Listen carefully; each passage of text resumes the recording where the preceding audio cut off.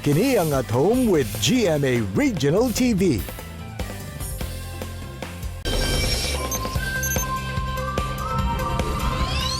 Mga kapuso, karong buntaga sayron ta mga kalambuan nga ginahimo sa lokal nga kagamhanan sa Bulunsuri City Memorial Park ug ilang mga pahibalo alang sa mga kagay-anon. Ato makauban si Engineer Armin Cuenca, ang OIC sa Clenro ug head sa Management of the Dead Cluster. Engineer Armin, good morning sir and welcome sa At Home with GMA Regional TV. Kamusta? Kumusta po, no? Maayo kayo, no? Uban sa kalipay, no? Kita nabuhi pagyapon despite of the pandemic. Okay rami dire sir og kumbati gyapon og salamat sa pagpangutana. Pero Engineer Armin, unang-una, sayro namo no kung unsa ba kining mga kalambuan nga ginahimo karon sa City Memorial Park nato diya sa Bulunsuri. Actually, 2019 nagsugod na ang mga preparation alang sa pag redevelop sa maong samang, no? Kay lagi kana siyang management sa atong City Memorial Park ang Bulunsiri. Gi-transfer man sa ato gikan sa laing opisina unya dayon ato nakita nga adunay panginahanglanon nga kinahanglan siya usbon.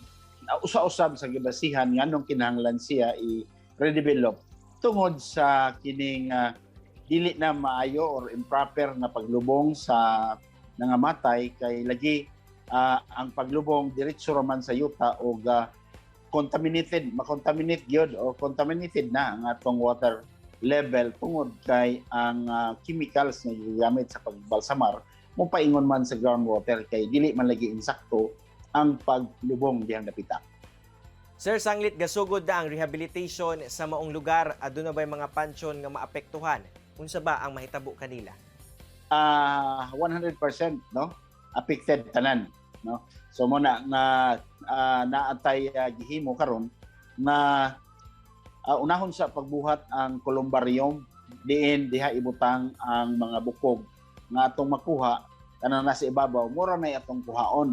Katong nalubong nga tuwa sa ilalom sa yuta, pasagdan na to, di na to hilabtan kay lagi posible man nga dili nato makuha tanan bukog kay tabunan man to sa yuta labi na kung nalata na ang iyang lungon. So muna nga ang atong pagakuhaon ang kana ra gyud nasa ibabaw o diha nato na siya ibutang individual sa columbarium nga atong una ipahimo karon. Alang sa mga banay sir nga dili makakoordinar kaninyo alang sa ilahang mga minatay, unsa ba'y mahitabo niini? Expected gyud na muna nga naagyoy mga ngalan nga atong gibutang nga walay parinting nga moanhi labi na kung wala na sila pagmahal, no? Kanang kana bang magproblema na sila o kinsay mobayad sa kining mga gastuhon o naman o galing. So munang posible gyud nga walay moduol pero mo na dili man pud pwede nga di mapadayon ang atong proyekto tungod kay walay parinting nga nagpakabana.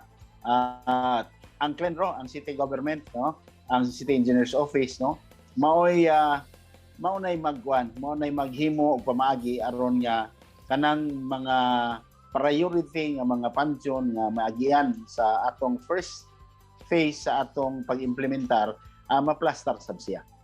Engineer Armin, ang rehabilitation o redevelopment nga atong ginahimo diya sa City Memorial Park para asa ba kini ug unsa ang ginalantaw nato nga long-term effect niini? Doon na siya sustainability, no? Ang maong samang. Buot pasabot nako nga kung tumanon lang ang plano nga gihimo sa cemetery board, dili na ta mahutdan og kalubngan, no? Dili na ta maingon nga puno na kaya naay proseso nga pagasundon kung ikaw gusto magpalubong diha sa may Bulunsiri. Engineer Armin, unsa-unsa ba ang mga lauman nato nga improvements o establishments sa lugar? Una ang natay crematorium, no? Si crematory, kibali.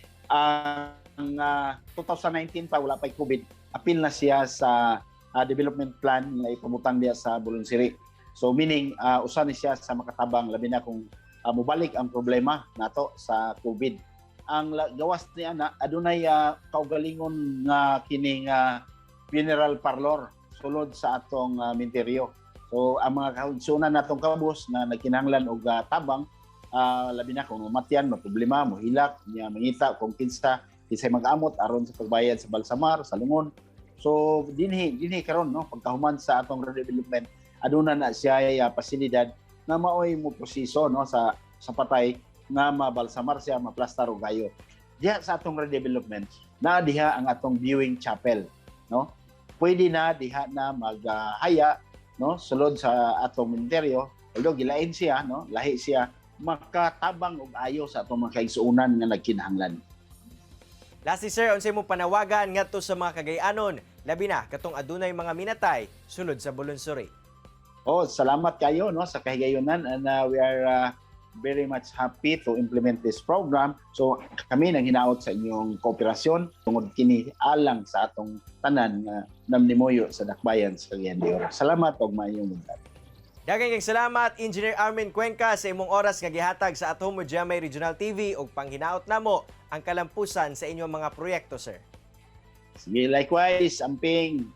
Mga kapuso, chillax lang mo kay mo balik pa ang Atomo GMA Regional TV.